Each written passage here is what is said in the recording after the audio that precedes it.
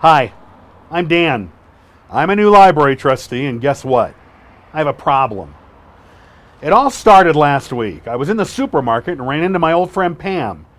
Well, she told me she'd lost her job at the preschool and was looking for something new. I told her that the library was looking for a new children's librarian and that she would be perfect. I told her that we could interview her at our next library board meeting and that barring any skeletons in her closet, she was a shoo-in for the position, since she had experience with kids. Well, the next day I was talking with my software developer about a program we're working on for my business when he showed me a scheduling program that was perfect for the library. Well, I was convinced that my library could not live without his software, so I signed us up for a 3-month low-cost trial. It sounded like a great deal to me. And then, the day after that, I went to the library to talk to my library director about our soon-to-be new children's librarian and the new database. On the way to her office, I ran into Marge, one of the library's catalogers. Well, she told me that the staff have been abusing the break room. They leave it a mess, they never clean out the refrigerator, and they bring in really stinky food to eat at lunch. And I told her that the library board would handle the situation and would make up new policies for the break room at our next meeting. And she went away really happy. I then went to talk to the library director and told her about the librarian interview, the new database, and the break room policies. She got really angry at me. I didn't know why she got mad at me, so I decided to call my Aunt Mary, because she's been a library director for 30 years. I love it when Dan calls me. He has such a big heart and always has an interesting, sometimes challenging problem that I can help him with. This is a case where I consider him lucky to escape alive from the director.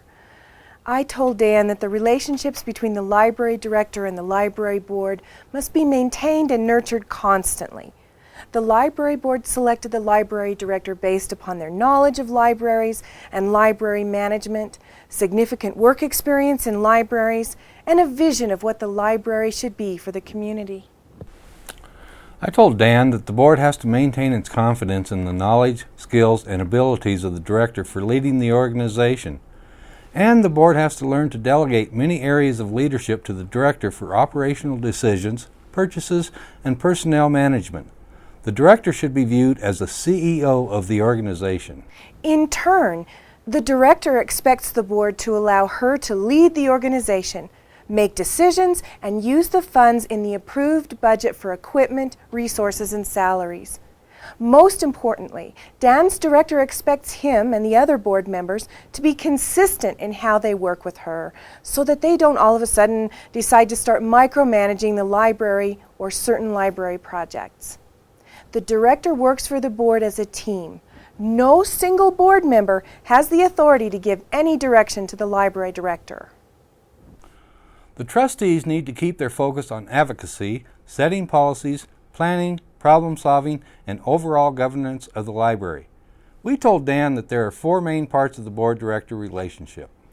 Number 1, the director has to make important decisions about purchases, staffing, technology, community partnerships, and financial issues every day. Not all of these decisions can wait until the board meeting for discussion, but that's okay, because the director is often at the library more than 40 hours a week, and she observes the staff at work, hears from the community, and learns about new technology and programs from other librarians and library organizations. The director is more than capable to make these decisions because that is what the board appointed the director to do.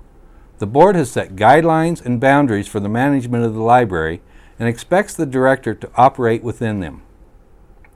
Number 2, the library board hires and fires the director. The director in turn hires, manages, and fires employees.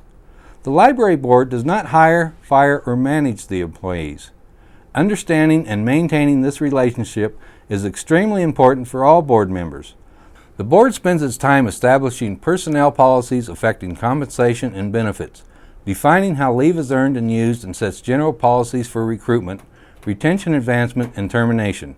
Within these policies, the director needs to be given the discretion and authority to determine which staff, if any, attend board meetings, to assist in presentations or reports, decides employee work schedules, and evaluates the performance of the employee. Most importantly, The board has to understand that it will not entertain individual employee or work group complaints because working issues end with the director. The board has to understand that routine employee concerns end with the director. The board must limit its interaction to staff only to charges that the director might be committing a crime or not following laws such as the Fair Labor Standards Act, Family Medical Leave Act, or state statutes. Number 3, the board and director need to agree about the goals that are regularly set for the director. The board and the director need to discuss how the goals work with current goals and projects. The goals need to be realistic, yet challenging. The board and the director should regularly review the progress of the goals and adapt the outcomes if necessary. Number 4, the director's evaluation by the board should not be a surprise. To measure the success of the director over the past year, the board should evaluate the results of the goals. The board may wish to move into an executive session to discuss amongst itself how it will rate the director's performance for the past year. If there is disagreement on satisfactory performance, the board members should discuss the differences among themselves before bringing the director into the session. The director should never be evaluated on an issue or a goal that has not been clearly set forth by the board in writing. The director-board relationship is an ongoing process. Great things can be accomplished if Dan and his board follow the 4 points we talked about and remember to respect the director and her role.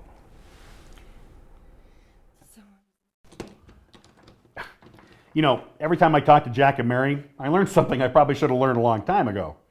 So I guess I'll stop trying to fill the library's positions and order a new database and referee staff disputes. I'll just leave that to the director to handle on her own with the help of the board. And to help the director, I've kind of taken it upon myself to actually install a new video camera in the break room. That way she can kind of take care of her own staff. Here are some questions for you to think about. What policies are the board responsible for enforcing? What policies are the library director responsible for enforcing? What are the current goals set by the board for the library director? How current are the library's policies? Are they in written form and readily available for library employees to read?